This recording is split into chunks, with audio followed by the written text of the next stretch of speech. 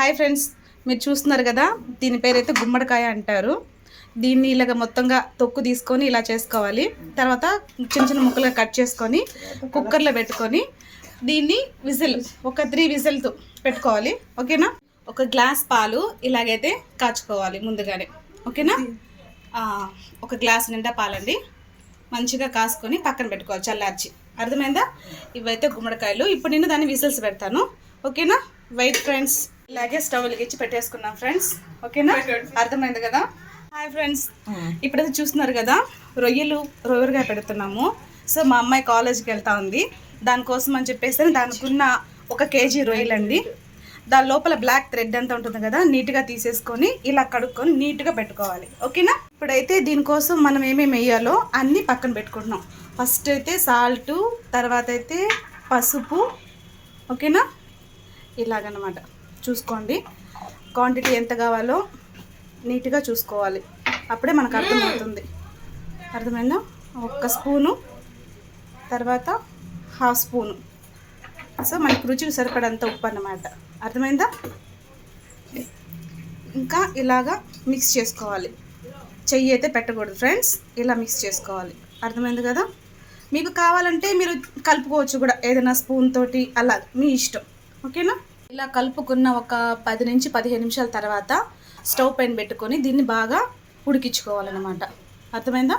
బాగా ఉడికించుకున్నాక దీంట్లో ఉన్న వాటర్ అంతా ఫినిష్ అయిపోతుంది. ఆ తర్వాత మనకి ఎలా చేసుకోవాలో తర్వాత చూపిస్తాను.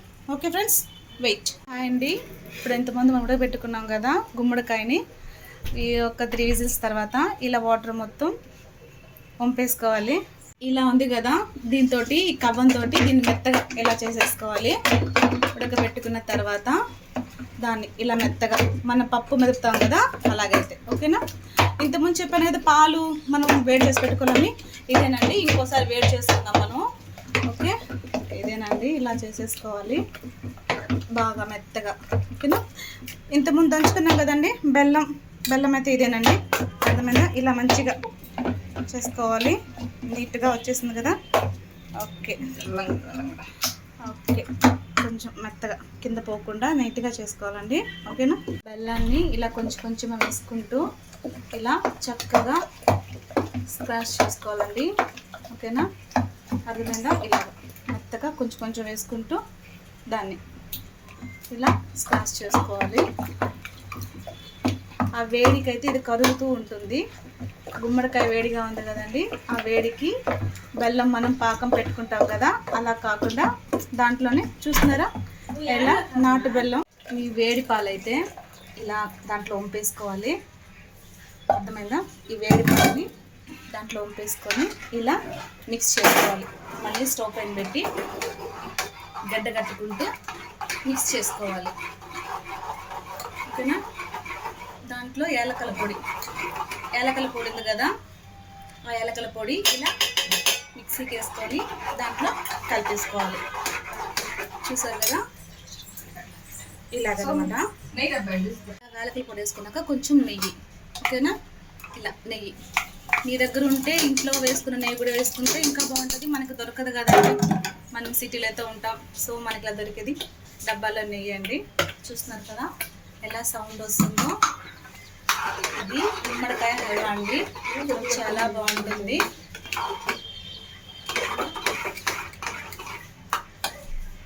ఇలా చూసుకోవాలి మొత్తం మిక్స్ అయిందా లేదా అని. ఒకసారి కొంచెం టేస్ట్ తగ్గితే ఇంకా కొంచెం లైట్గా బెల్లం వేసుకోవాలి. వేసుకున్న తర్వాత మళ్ళీ దాన్ని అలా కలుపుకోవాలండి.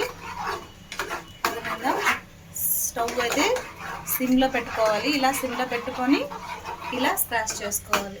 ఓకేనా? తినుకోవాలి. చూస్తున్నారు కదా, రొయ్యలు ఇంతమంది అయితే ఉడకబెట్టేసుకున్నాం కదా, వాటర్ లేకుండా. ఇలాగనమాట, వాటర్ లేకుండా మంచిగా ఓన్లీ ముక్కలు ఒకటే ఉన్నాయి కదా. ఇలా ఒక కడాయి పెట్టుకొని దాంట్లో సరిపడా ఆయిల్ పోసుకోవాలి. ఓకేనా? ఆయిల్ అయితే పోసేసుకున్నాము. ఓకే, ఇలా కాసిన ఆయిల్లోకి రొయ్యలు ఇలా వేసేసుకోవాలండి. ఓకేనా?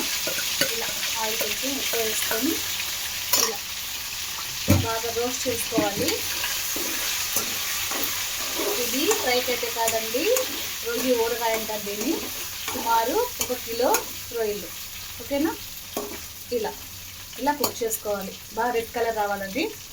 కొంచెం మీడియం ఫ్లేమ్లో పెట్టుకొని ఇలా చేసుకోవాలి. ఓకేనా, ఇలా రొయ్యని అప్పుడప్పుడు తిప్పుతూ ఉండాలి. ఎందుకంటే సైడ్లో రొయ్యి అయితే నల్లగా అయిపోకుండా ఉండాలన్నమాట. అర్థమైందా? ఇలా రెడ్ కలర్లో వచ్చేసేయాలండి. చూసారు కదా, ఇలాగా మీడియం ఫ్లేమ్లో పెట్టి చూసుకోవాలి. ఓకేనా, ఆ ఆయిల్లోనే అల్లం వెల్లుల్లి పేస్ట్ చేసుకోవాలండి. మనకి ఎంత కావాలో అంత క్వాంటిటీ, ఒక 2 నుంచి 3 వరకు. లేదా మీకు కావాలంటే 1 కేజీ రొయ్యలు అండి, అది 1 కేజీ రొయ్యలకి ఒక 3 స్పూన్స్ వేసాము. మీకు కావాలంటే కొంచెం ఎక్కువ కూడా వేసుకోవచ్చు. అలా ఆయిల్లో కలుపుకోవాలి, అంటే కింద బాండీలకి అడుగు అంటకుండా. ఓకేనా, అలా మిక్స్ చేస్తూ ఉండాలి. మిక్స్ అవ్వకుండా మిక్స్ చేయాలండి. బాగా ఉడుకుతుంది కదా, అది చూస్తుంటే కలర్ఫుల్గా ఉంది కదా. ఆయిల్లో అల్లం వెల్లుల్లి పేస్ట్,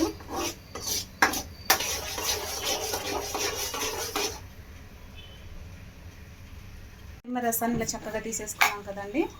దాంట్లో ఆయిల్లోకి కొంచెం కారం, రుచికి సరిపడేంత కారం. ఓకేనా, మాకు కొంచెం స్పైసీగా కావాలి కాబట్టి కొంచెం ఎక్స్ట్రా వేసుకున్నాం.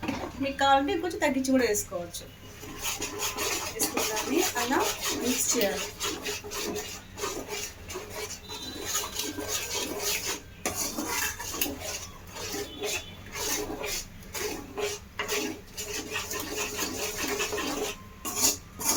మీడియం ఫ్లేమ్లో పెట్టి చేసుకోవాలండి, హైలో పెట్టకూడదు. ఎందుకంటే రూమ్ అంతా ఘాట్ వచ్చేస్తుందండి, పొగ వచ్చేస్తుంది.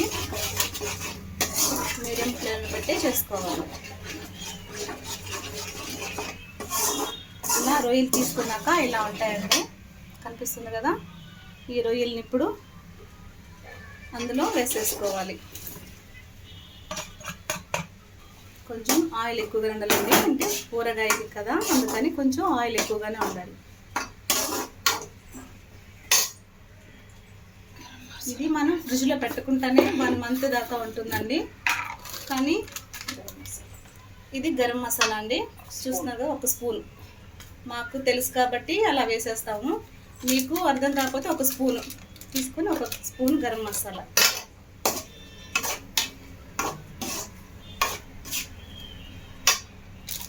నెక్స్ట్ అయితే కొంచెం చికెన్ మసాలా వేసుకోవాలండి, స్మెల్ అయితే బాగుంటుంది. ఓకే,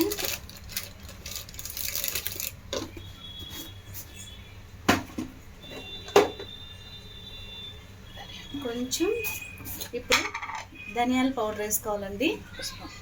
1 స్పూన్ సరిపోతుందండి ధనియాల పౌడర్ అయితే.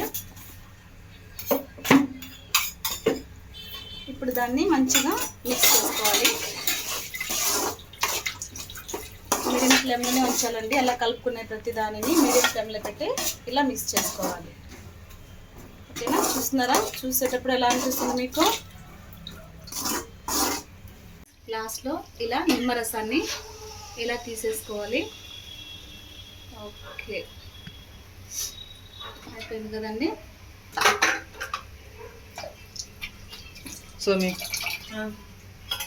చూస్తున్నారు కదండి, ఇలా వస్తుందండి లాస్ట్లో. ఫైనల్ అండి, మొత్తం అయితే అయిపోయింది. చూస్తారు కదా, ఇది ఎలాగే కాసేపు ఉంచేసి చల్లారిన తర్వాత ఒక బాటిల్లో కానీ ఒక మంచి డబ్బాలో కానీ తీసి పెట్టుకోవాలండి. అంతేనండి, నోరు రుచించి రొయ్యల ఊరగాయ. ఓకేనా, దీంట్లో మసాలా వేసుకొని తింటూ ఉంటే అన్నంలోకి చాలా బాగుంటుందండి.